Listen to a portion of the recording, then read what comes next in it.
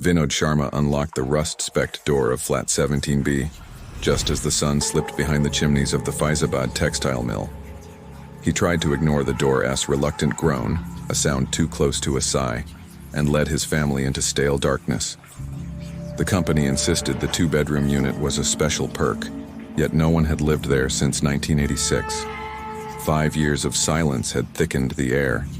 Dust motes folded in on themselves like sleeping insects, and somewhere deep inside the walls a faint chemical odor clung, as if someone had spilled solvent and never wiped it up.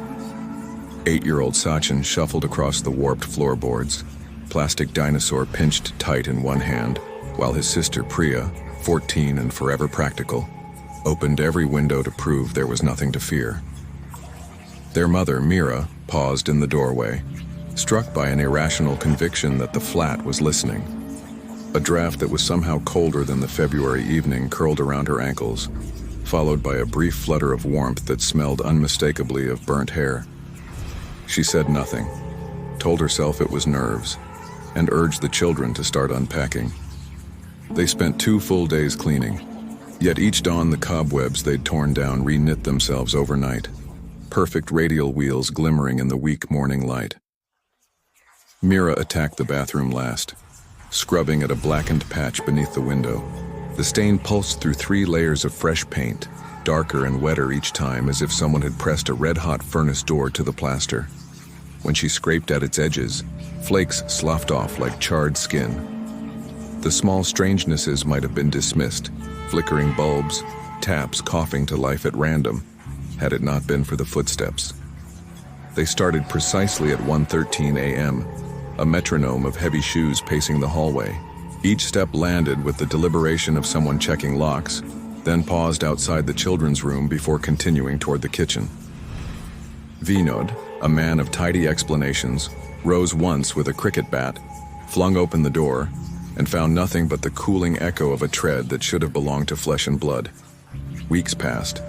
The mill kept Vinod late, and Sachin began keeping notes, copying dates and times in a math exercise book. He added crude sketches. A handprint here, a shoe print there, a looping line of smoke curling under the bathroom door that vanished before it could stain the ceiling. Priya teased him. Our own Sherlock Holmes. Yet later, Sachin caught her staring at the scorch mark, tracing its outline with a trembling finger. 3 Thursdays after the move, Vinod left on an overnight visit to the Lucknow head office.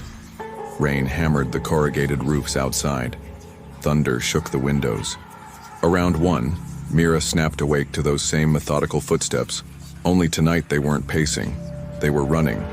The hallway echoed like a stairwell, footfalls slapping faster and faster until they stopped outside her door with a violent thud.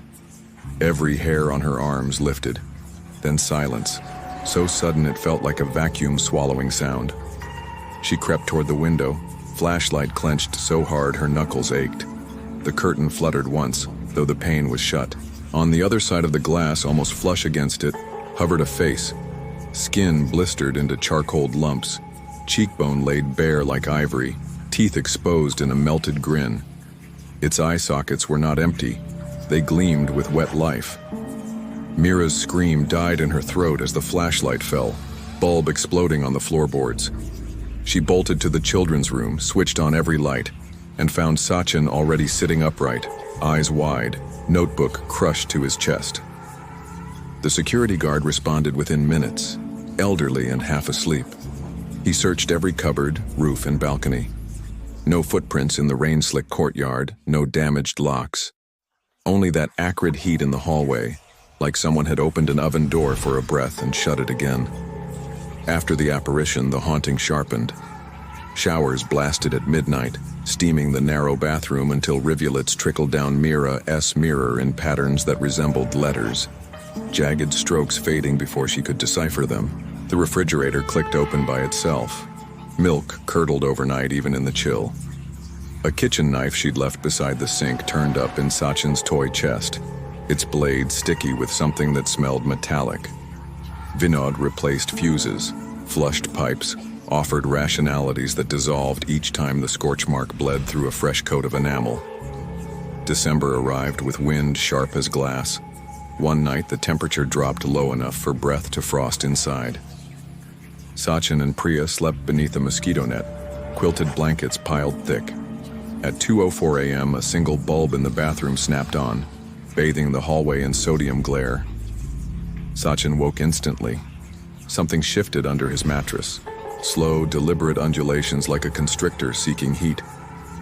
Priya lay motionless beside him, chest rising only every half-minute, eyelids fluttering as if trapped in a drugged dream. A wet hiss rose from beneath the bed. The plywood slats bowed upward, and a limb slid out from behind the headboard. A forearm scorched to the bone, fingers fused into 3 blackened prongs. The hand hovered inches above Sachin's face, leaving a trail of greasy soot in the air, and stroked his hair in lullaby rhythm. Each pass smudged ash across his forehead. Terror locked his muscles. He tasted iron in his throat. Warm urine soaked the sheets. Still, the hand kept caressing, as if comforting a feverish child. Minutes or centuries. Later, the limb withdrew, oozing back through the wall. The bulb blew with a concussive pop, and darkness settled like a lid. Beneath the mattress, the unseen thing continued to writhe, brushing Sachin's spine through the damp foam until dawn. Its first ash-gray light seeped under the door and the movement ceased. Sachin's scream shattered the brittle hush of morning. He blurted the tale in halting gasps while Mira pressed a towel to his head, trying to wipe away soot that seemed ground into the pores of his skin. Priya woke only then, confused, claiming her sleep had been dreamless. Mira felt something inside her snap. She phoned Vinod, voice shaking so hard she bit her tongue, and demanded he return immediately. By sunset, they had flung clothes into suitcases, left plates in the sink, and marched out without looking back. The company guest house, bland concrete, fluorescent lights, felt miraculous in its ordinariness. Days later, over weak tea in the mill canteen, Vinod mentioned the address to a retired watchman. The old man's cup halted halfway to his lips. He recounted a story hushed among long-timers. A chemical engineer had leased 17B 5 years earlier. On a business trip, he'd collided with a tanker. His body burned so badly only fragments of plastic ID survived.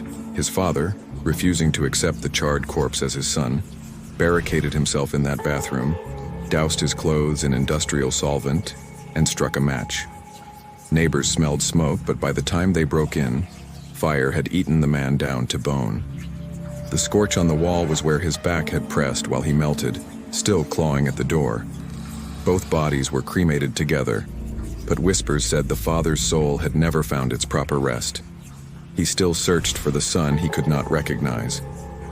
Sachin, listening, felt his blood ice over.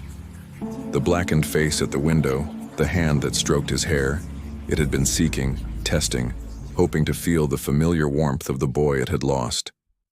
Flat 17B remains padlocked, yet people swear the electricity meter ticks between 1 and 3 in the morning, even though the supply is cut. Children daring one another on moonless nights claim they hear a low hiss from the bathroom window, followed by the slap of wet footsteps pacing the hall, measuring each echo as if counting the distance between life and whatever smolders beyond it.